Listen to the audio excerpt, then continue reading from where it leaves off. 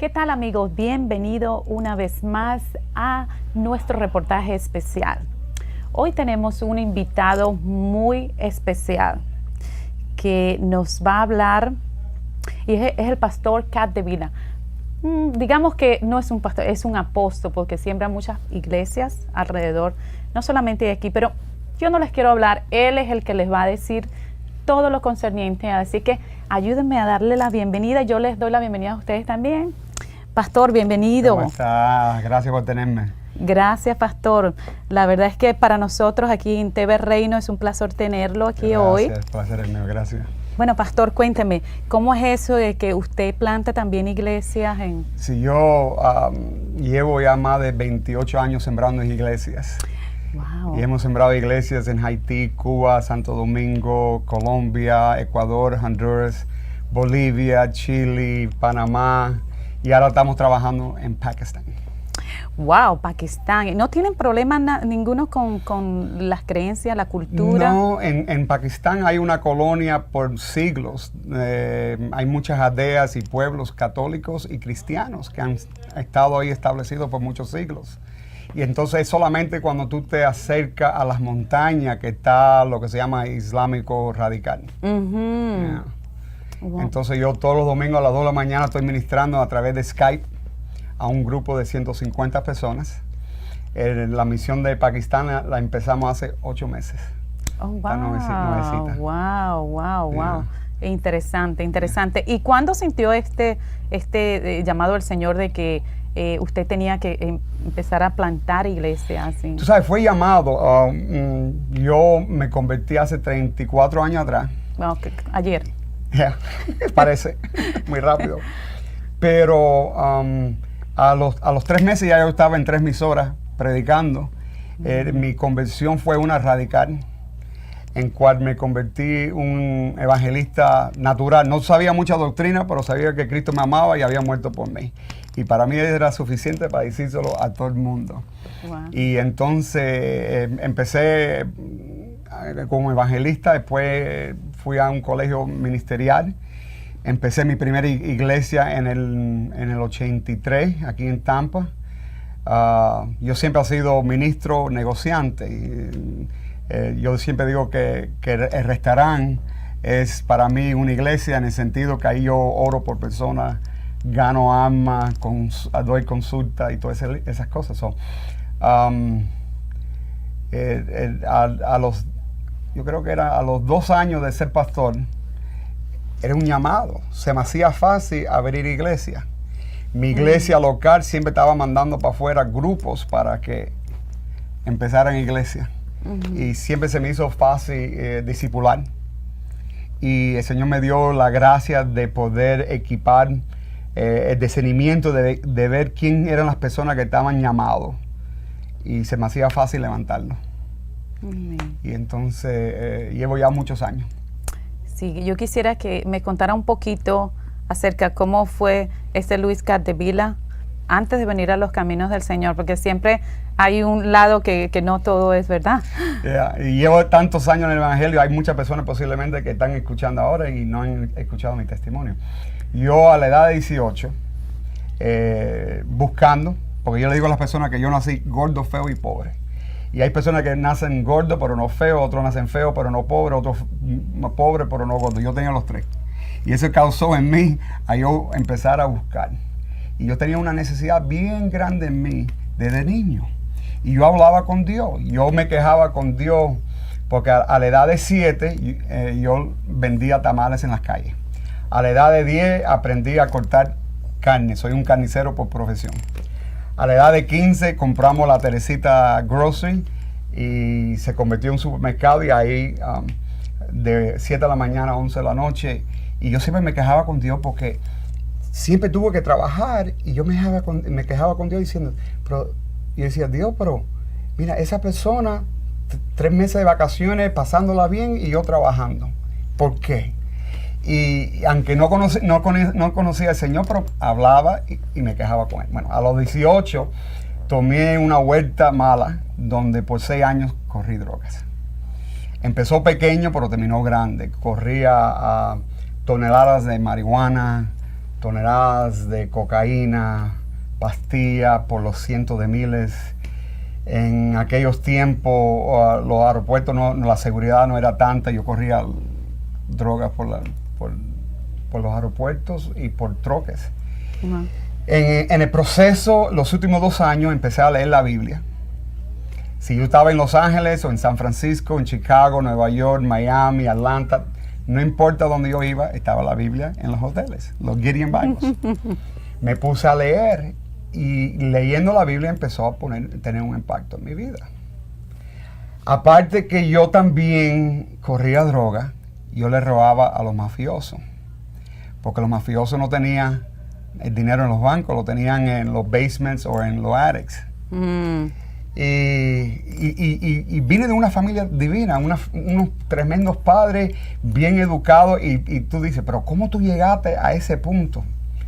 Tú sabes, yo buscando satisfacción, me metí en cosas que no me tenía que meter, y entonces, hace 34 años atrás, Easter, o Resurrection, el día de resurrección,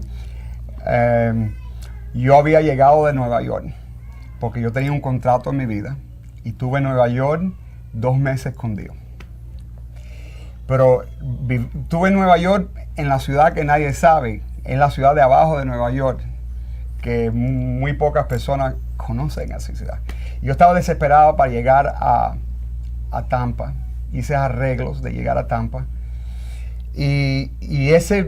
yo llegué a Tampa el miércoles y el domingo por la noche me invitaron a la iglesia. Y hubo un misionero italiano que dijo 3 cosas. Dijo, si tú vienes a Cristo, Él te perdona tus pecados. Yo sabía que yo era pecador. Tú no me tenías que convencer, yo sabía.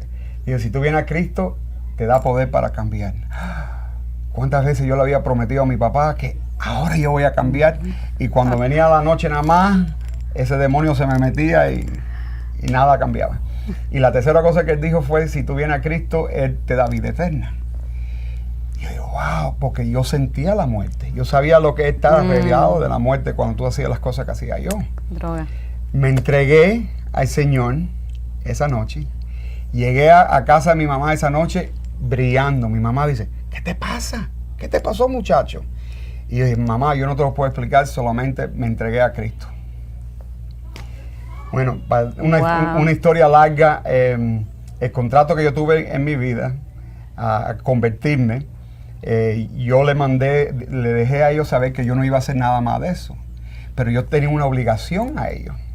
Entonces 2 veces vinieron de Miami y enfrente de mi papá dijeron, si tú no cooperas, te vamos a matar. Wow. Y el señor ese que había puesto el contrato en mi vida murió en un accidente de avión. Y ese capítulo de mi vida cerró. Yeah. El Señor lo cerró. Y entonces el nuevo capítulo fue el ministerio. Yo fui el primero convertido en mi familia. Mi papá no entendía. Muchacho, ¿por qué tú lees tanto la Biblia? Te vas a volver loco. Pero tenía un hambre muy grande por las cosas del Señor. Cuando yo decidí dejar la Teresita para ir al ministerio, mi papá dice, Luis, estás botando tu futuro. Y papá, yo no puedo explicarlo, pero yo nada más que sé que tengo que ir.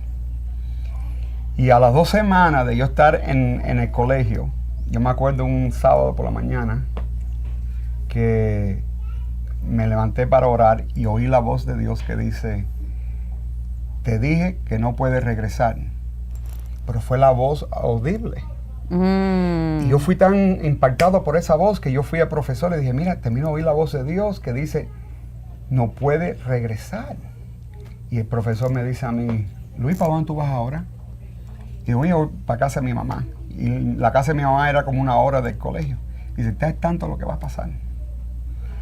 Llegué a casa de mi mamá. Cuando abrí la puerta, las primeras palabras de mi mamá es, Luis, tiene que regresar porque han encontrado cáncer en los pulmones de tu papá. Tú tienes que regresar a correr los negocios. Y en ese momento yo oigo esa voz de nuevo. Te dije que no puedes regresar. Y con lágrimas en mis ojos le dije, mamá, no puedo regresar. La familia entera se escandalizó. ¿qué clase de cristiano tú eres? ¿Qué clase de pastor tú vas a ser si tú no puedes regresar a ayudar a tu familia en el tiempo más oscuro de la familia? Mi mamá me dijo, el carro de las llaves, dame para acá. Los biles no te lo pagamos más, arréglate. Y regresé al colegio con un carro prestado. A las 2 semanas de yo llegar a Tampa, que iban a operar a mi papá, llego al hospital, estaba la familia entera ahí. Yo entro al cuarto y dije, papá, tú vas a recibir a Cristo y el Señor te va a sanar. Él recibió a Cristo, oré por él, se lo llevaron para la operación y a las 3 horas sale el surgeon, el cirujano. El cirujano. Sale por las puertas diciendo, es un milagro, es un milagro. Wow, gloria a Dios. No hay cáncer. Y ahí la familia entera se entregó al Señor. Gloria a Dios, porque fue obediente. Yeah. Obediente, hay que ser obediente. Así que todos estos que nos escuchan, a ustedes que están por allí, que piensan que no hay esperanza, porque como él dijo cuando estaba niño, ¿verdad? ¿Por qué trabajo tanto y otros tienen vacaciones? No te preocupes, el Señor tiene planes para ti grandes.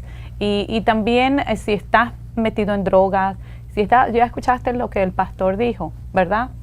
Todo lo que él hizo, pues hay un Dios que él te va a perdonar y te ama. Y un Dios de amor, que él no te va a juzgar por lo que tú estás haciendo o hiciste. Solamente tienes que llegar a él y decir que te perdone, así como dijo el pastor, ¿verdad? Y verás que tu vida va a dar un vuelco. Ahora como La Teresita es un restaurante muy conocido aquí en Tampa, por la gracia de Dios, ¿verdad? Pastor, cuéntame un poquito más. ¿Y tu familia? Entonces la familia se fueron, entregaron. De los 4 hermanos, 3 fueron ministros. Wow. Uno murió, otro, mi hermano Alberto, pastorea la iglesia Abundante Amor. Hemos levantado muchísimas iglesias, muchos hijos espirituales. La experiencia ha sido sin límite, ¿no? Y todavía, como digo yo, la historia no ha terminado todavía. Por supuesto. Yo tengo un libro que se llama Pan en la mano de Dios. He escrito 9 libros, pero este libro me encanta, se llama Pan en la mano de Dios. Y cada vez que Jesús levantaba pan, Él manejaba el pan en la misma manera. Y en la misma manera que Jesús maneja el pan, es la misma manera que Él maneja nuestra vida. Amén. Y en el proceso de manejar nuestra vida, Él está escribiendo una historia de nuestra vida. Así es. Y entre más nosotros lo rendimos a Él, más Él puede escribir. Así es. ¿Sabe? Entonces tenemos que ser cristianos que los rendimos a Él, porque hay muchos cristianos que sí, vamos a la iglesia, creemos, pero limitamos el poder o la mano de Dios en nuestra vida. Y te lo digo, yo no era el candidato para hacer lo que yo estaba haciendo ahora, ¿no? Porque era un muchacho que, tú sabes, era gordo, feo y pobre y ni yo mismo me gustaba.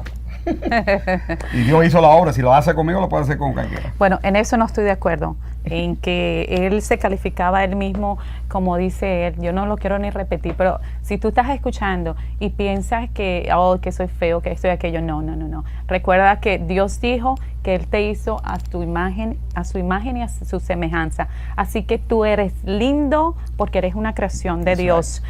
Pastor, rapidito, que nos queda muy poco tiempo. Por favor, hágamele un llamado a todos esos jóvenes aquí a través de las cámaras que nos están escuchando. Hay muchos jóvenes ahora mismo que creen que su vida es una casualidad o un accidente. Hay personas que están escuchando que pueden sentir el dolor que yo sentí por muchos años. Tú no eres una casualidad. Aún la Biblia dice que ante la fundación del mundo Dios te escogió. Amén. Y tú eres muy especial para el Señor. Amén. Tú eres muy especial para Él. Y Él tiene un plan para tu vida. Y simplemente si tú dices, Jesús, entra en mi corazón. Yo me arrepiento de mis pecados. Y yo creo que tú fuiste resucitado de la muerte. En este momento tú eres salvo. Amén, amén. Con esto yo los dejo y les bendigo. Se despide de ustedes muy cordialmente Marilyn Casabuena y hasta nuestro próximo reportaje. Dios te bendiga.